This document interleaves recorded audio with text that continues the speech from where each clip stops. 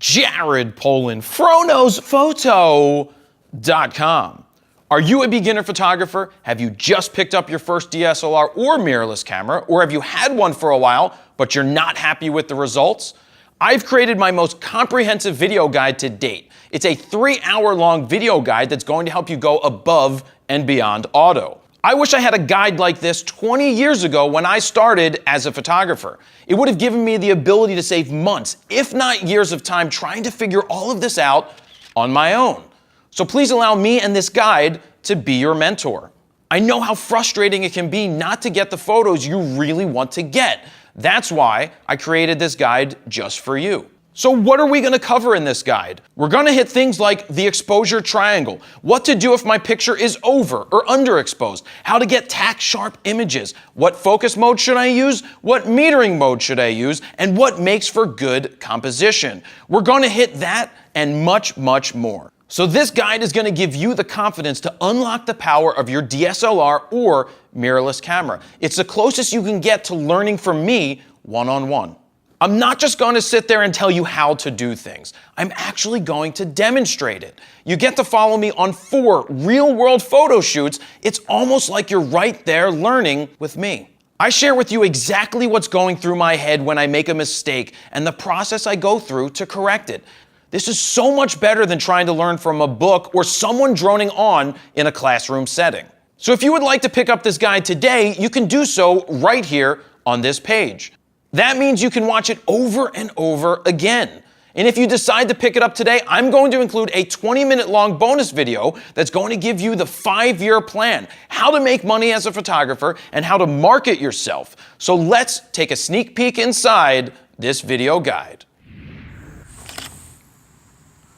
So you just heard me talk about f-stop. You heard me talk about how depth of field works. And now the best way to show you how that really, really works is to do this right here with this frog who I've become well acquainted to. But what does it actually look like when you get a picture at 1.8 versus a picture at 22? What's going on here? Well, what's going on is that your depth of field is changing. A shallow depth of field is what you see when you're shooting at 1.8. It's very narrow. So your focus point or your area of focus is very small. As the numbers go up all the way here to 22, your focus is changing. So more things are going to be in focus from front to back. So that's important to keep in mind. So what we're doing here is I'm going to photograph the frog and I'm going to focus in on its eye at 1.8. And then I'm going to work my way all the way up to 22 so that you can see what's happening to the background. Then we're going to talk about it and figure out, the little subtleties that are going on. So right now I have the camera set to aperture priority. But aperture priority means that I am setting my aperture. I'm picking where I want it. And the camera is then going to select the shutter speed for a proper exposure. Let's shoot at 1.8. So I'm at 1.8 right now. I'm focused in on the frog's eye. Boom. That's 1.8. Let's take it to f2.8. There, she's a nice smile. Now I'm making sure, I almost did this here. I'm going to shoot it. There I cut her finger off and I saw it. So that's why I didn't shoot it initially. But now I'm recomposing. Boom. I'm making sure that I have her finger in there. And I do. So that is really sharp. You can see in the pictures that the background is nice and blown out. When we talk about blown out, it's compressed. So that's the point of using a piece of glass like this.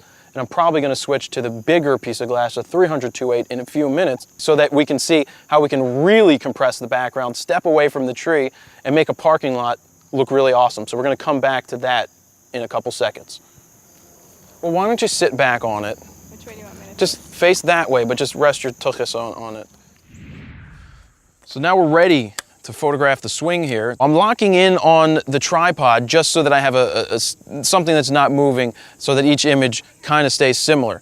Right now I'm set to shutter priority, and that means that I am setting the shutter speed and the camera is going to do the rest of the work to make sure that it's exposed properly. So I'm going to start at 1/10 of a second. Remember how slow that was? You could hear the sound of how slow that was when we were testing and letting you hear the different shutter speeds. Now let's see what happens when we move the swing and shoot it at 1/10 of a second. So I'm going to try to capture the swing at the very bottom. Boom. And as we look at the swing, you can see that it's kind of hard to see because it's actually blurring.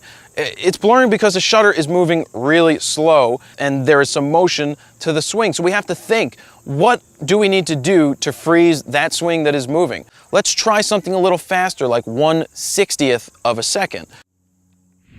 It just looks better when you fill the frame from a lower angle with a kid, or you get down onto their level. It just looks much better. So what's he doing? Oh, he's waiting for me to take pictures. So I guess we'll continue to take pictures in single focus. Look at that. Boom. This is all right. And now I know he's gonna look up at me to see where I'm at some point. So I'm ready for it. Not cutting off his hands. Boom, he keeps looking. And I'm making sure that I'm not cutting off his fingers. And I'm really, as long as my focus is on, which is hard to tell on this screen, it looks good. Oh, look at that. So each shot, I'm feeling the moment. I'm not just willy-nilly shooting. See how I keep waiting for the eyes to come to me? Just like that. Eyes, I'm waiting for eyes. There they are, boom, you anticipate it. You focus, lock, make sure you get it, there's more eyes.